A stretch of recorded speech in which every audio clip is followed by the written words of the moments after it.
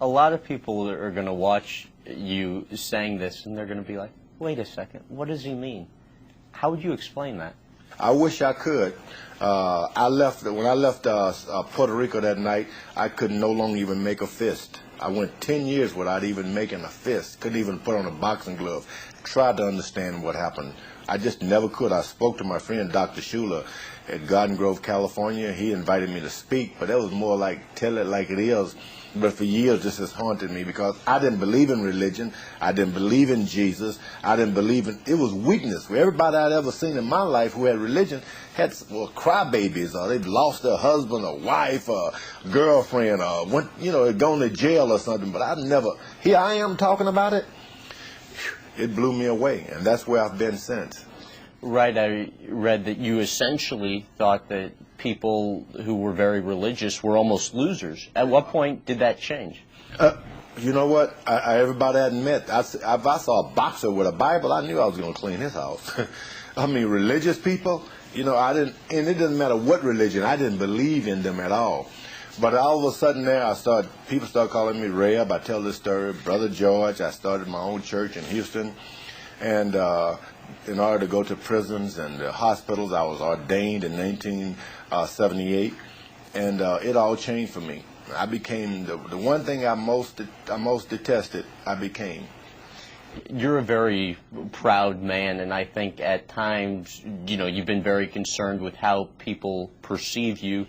You never want to disappoint, and when in reality, you shouldn't necessarily always be concerned with that, but it caused you great shame at times. How, if possible, were you able to overcome that? It was such a thing. After I got into religion, I shaved my hair, cut all the hair. I had my beautiful mustache. I love my mustache. I cut my mustache, and then eventually I started preaching on street corners. I gained 300 pounds. I was up to 300 pounds. Nobody knew me, and I liked it like that because I could just speak as a preacher. But no one paid any attention, and one day they were just passing me by. I felt bad. I said, you know what? I'm George Foreman. I lost to Muhammad Ali. I fought Joe Frazier. used to be. And they stopped, and they started listening. I said, yes, and they stopped. Is that really George? And I started telling the story, and a crowd started to appear. From that point on, I started to not only be happy about my life, but be happy about the life I'd lived before, and put them together and become an evangelist. And that's when I started to use George Foreman then. So you became an ordained minister in your 10-year absence. You also developed a youth center. What did the center, or what does the center mean to you? George Foreman Youth Center, I was preaching on street corners, and I thought, boy, I was going to save the world, but I noticed the kids weren't coming to church. They'd stop on the street corners and listen to me, and then some of the kids had even gotten in trouble and gone to jail. So my brother Roy and I started George Foreman Youth and Community Center so kids could come and hang out. And I took the money I had saved up to live happily ever after and put it into this youth center. It started costing everything to get a foundation, lawyer fees, building. And I just wanted to have a place for kids to know that I cared about them. Lyndon Johnson had handed me a baton when he started the Job Corps, and I'd forgotten about it and dropped it. And I wanted to pick it up and not ask the government for a dime. I wanted to go out and do myself. And I ran out of money, and that's the reason I even got myself back into boxing. During that 10-year absence, at any time, did you have the desire to come back? 10 years, I didn't even shadow box. I didn't even want to box. I buttoned my shirt all the way up to the top. You were never going to see me with a shirt off. I'd given up boxing. I didn't know how to do it, but I started teaching other kids, get the chip off your shoulder. You don't need to be angry. It's an honorable sport. I taught them boxing, and in return, I learned never a punch in anger. I learned from the children. So during that decade-long away from boxing, if someone had come to you and said, George, I'd like to see you come out of retirement and fight, what would you have thought of that notion? Someone asking me to come back to boxing, I said, are you crazy? Not to that stupid punch-drunk business? No way. I'll never come back. I said it over and over, and I meant it. Little did I know that was another plan in my life. And so then the main reason, or the sole reason for that matter, was to gain funding for your youth center. I was working out, speaking in a place close to Atlanta, Georgia, and I'd gone there for 3 days to raise money for my youth center. People would pay me, and I'd donate to the youth center. And one day, after 3 days, they took up an offering. I'm sitting in the back of the pulpit, a proud preacher, and they said, let's help George Foreman with his kids. And the people gave money, and then the minister said, come on, that's not enough. Let's help him more. And I never felt so ashamed in my life. There I was, heavyweight champ of the world with Rolls Royce swimming pool, and now you're begging people who don't even have money for money. I said, I'll never ask anybody for anything. I'm going to be heavyweight champion of the world again. Then I'll get my money. And it seems you did it the right way in your comeback, and that oftentimes when athletes come out of retirement, they want instant success, instant gratification, whereas with you, you knew you wanted to be the heavyweight champ of the world again, but you realized that was a ways off. How essential was that? And you know, the first thing I did, I looked in the mirror and people said, you're 300 pounds, you're too old, you'll never be champ of the world, because they thought I wanted it overnight. But I looked in the mirror and said, you know, they're telling the truth. I'm pretty old here, but I'm going to start from the bottom. I know how to promote. I know how to recreate. I know how to get myself back in shape. I was going to start from the bottom and work my way up, and that takes 3 years minimum. And I did. I worked my way up from the bottom.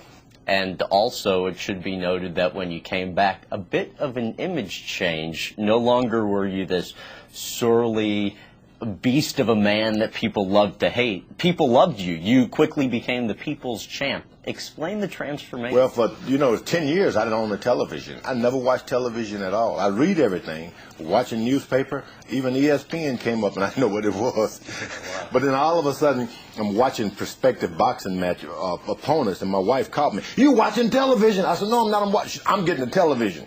So when she did, we got this remote control. You flip it on, people are making you laugh, you stay there. People make you, you turn. I said, you got to make them happy. And you must come on like gangbusters. If they're gonna attend to you, you must get there and you must. If you only got 5 seconds, you got to say something and make people feel good. And that's what I went back to boxing with: gangbusters, the old game buster, and make them feel good. How do you not watch TV for an entire decade? Can you believe that? I didn't know. I never saw the Mr. T's. I read a book about the Mr. T's and what's the ship going out on the cruise. I haven't seen that one yet. I forgot the name of it, that honeymoon. Love Voyage or Love Cruise or something. I never saw all these things. I missed everything. I missed everything. But you know what? It became a better man because I started to judge things as I saw them with my own eyes rather than what I saw on television. But like I said, I found out how to make people smile. Making people smile is more important than anything in the world. How would you describe the differences in the old George as a boxer with the new George as a boxer? Well, the first George, I was being managed. Dick Sadler plotted my career, and then even in my comeback after Ali, I plotted my career. Everything was based on anger and cruelty. The second time around, it was like, hey, never a punch in anger. And I heard a great sportcaster say, you can't beat old Happy. And I decided the second time around was going to be about old Happy. Now, the first time around, you I guess, acted mean. People thought that was who you are. Were you really a nice guy putting on an act, or was that simply how you were?